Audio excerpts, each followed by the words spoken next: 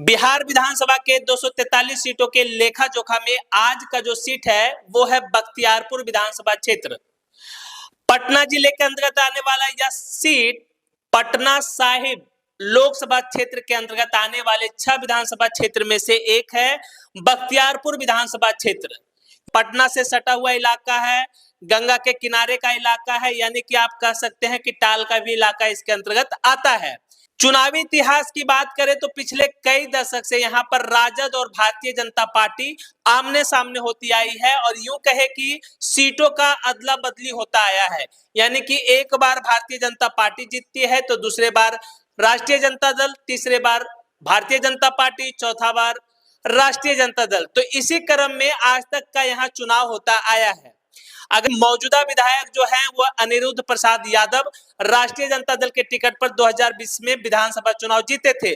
उससे पहले रणविजय सिंह यादव यहां से विधायक हुए थे भारतीय जनता पार्टी के टिकट पर। उससे पहले फिर से अनिरुद्ध प्रसाद यादव जीते थे, उससे पहले विनोद यादव जीते थे। तो इसी तरीके का क्रम यहाँ पर रहा है।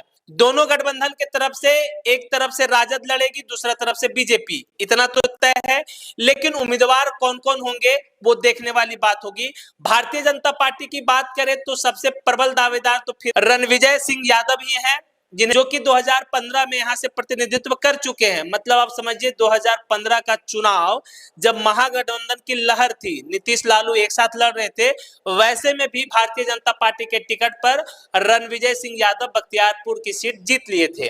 अन्य दावेदार में अनिल शर्मा है, अंकित कुमार है जो कि भूमिहार समाज से आते हैं, भारतीय जनता पार्टी की तरफ से लगातार टिकट की दौड़ में शामिल है, चक्कर लगा रहे हैं। लेकिन इतना तय माना जा रहा है कि जो सिनारियो बन रहा है उसमें से ये तो साफ है कि हो सकता है भारतीय जनता पार्टी फिर से रणविजय सिंह यादव पे ही अपना दाव लगाए, क्योंकि वो यहाँ का प्रतिनिधित्व कर चुके हैं और यहाँ का जो जातिगत समीकरण है उसमें यादवों का दबदबा है। हालांकि चुनाव आते आते क्या समीकरण बदल जाएगा ये देखने वाली बात है। वहीं बात करें राष्ट्रीय जनता दल की तरफ से तो जो मौजूदा विधायक हैं अनिरुद्ध प्रसाद यादव वो प्रबल दावेदार है। लेकिन एक संभावना राजनीति में ये भी चल रही है कि हो सकता है तेज प्रताप यादव को यहां से चुनाव लड़ाया जा सकता है। हालांकि मुझे इसकी संभावना बहुत ही कम दिखाई देती है, लेकिन राजनीति के जानकार चर्चा चलाते रहते हैं तो मैंने भी ये बात आपको बता दिया। वही बात करें जनसुराज पार्टी के तो उनके कौन यहां से उम्मीदवार होंगे ये देखने वाली बात होगी। बख्तियारपुर विधानसभा क्षेत्र में कुल मतदाताओं की संख्या 3,10,000 के आसपास है, जिसमें कि यादव और मुस्लिम की बात करें तो लगभग 1,05,000 के आसपास यादव और मुस्लिम को मिलाकर है। यहाँ पर आपको ये भी बता दें कि मुस्लिम समाज के मतदाताओं की संख्या यहाँ महज 18 से 20,000 के आसपास है।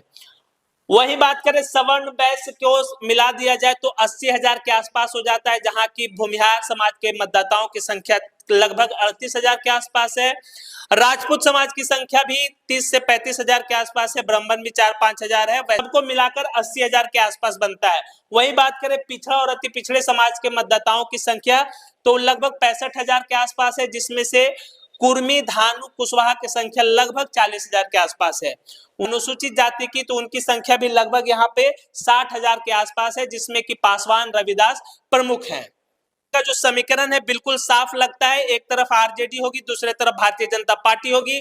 बस देखने वाली बात यह होगी कि भारतीय जनता पार्टी क्या यादव समाज से आने वाले उम्मीदवार को उतारती है या किसी और पे दाव लगाती है। राजद से तो तय है कि यादव समाज से ही उम्मीदवार होंगे और इसकी संभावना ज्यादा है कि अनिरुद्ध प्रसाद यादव ही उम्मीदवार होंगे। इस बार बारी भारतीय जनता पार्टी की है, तो क्या भारतीय जनता पार्टी इस बार चुनाव जीतेगी या फिर से अनिरुद्ध प्रसाद यादव यहां से विजय हासिल करेंगे? बाकी आपको क्या लगता है अपनी प्रतिक्रिया कमेंट बॉक्स में जरूर दें।